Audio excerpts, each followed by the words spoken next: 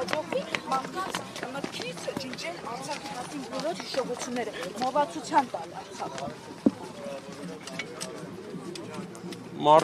Մարդկանց հայրենիքը մոռացության չեն կարող տալ, ինչպես կարող են տալ։ Նայեք, մի հատ, եթե դեմ չեք, թող օպերատորները ցույց տան ինչա կատարվում այնտեղ։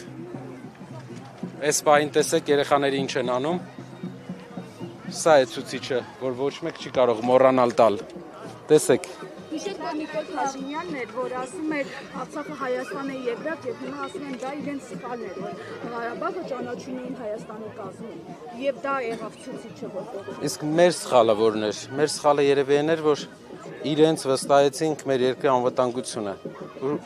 Մեր սխալը պետք է որ առաջ դզենք, որ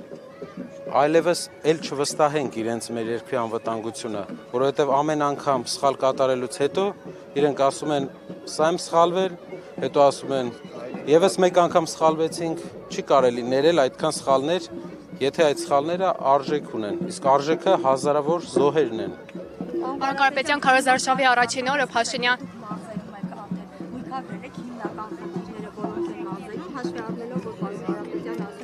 բարեփոխումները հենց մարզերից են սկսելու եւ նաեւ այս համատեքստում անգեղակոթում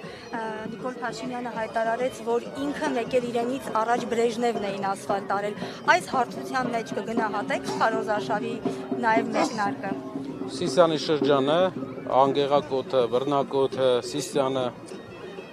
Հայաստանի ամենամեծ գործազրկությամբ շրջաններից է։ Մարդիկ Երբ մենք գնացել էինք այնտեղ, աղքատություն էր, մասսայական, անգամ անասնապահությունն էին դադարել զբաղվել։ Ինչի մասին է խոսքը, ինչ ռեմոնտ, ինչ ասֆալտ։ Մենք պետք է մարդկանց աշխատանքով ապահովենք եւ ունենք ծրագիր Սիսիանի շրջանի եւ Սիսիան քաղաքի եւ հարակից գյուղերի հետ կապված։ Այսօր երեկոյան լինելու ենք այնտեղ եւ պատմելու ենք, թե ինչ ծրագիր ունենք Սիսիանի եւ հարակից գյուղերի բնակչության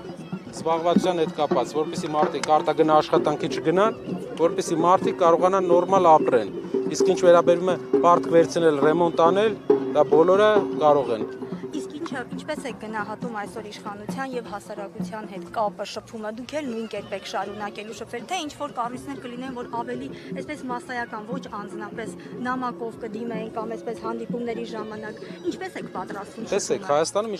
իշխանությունները ընդհանրապես բավականին այդ առումով դինամիկ կապ կա հասարակության հետ եւ տարբեր հարթակները որ կան, դա դինամիզմ է ապահովում, ինչը մենք չենք կարող չնկատել։ Դա պետք է շարունակվի, դրական է այդ հարցը։ Ապագայում, բայց պետք է լինի, տեսնեք ինչքան խնդրանքներ կան անձնական։ Անձնական խնդրանքների ուղղությամբ պետք է լինի առանձին գրասենյակ, որը զբաղվում է մարդկանց անձնական խնդրանքներով։ Հիմա էլ կա, գիտեմ, բայց աշխատանքի ձևը մի քիչ ուրիշ ձև է։ Մի քիչ երկար պատմություն է, որ ներկայացնեմ, բայց մարդկանց հազարավոր հայրենակիցներ ունեն խնդրանքներ։ Դրանք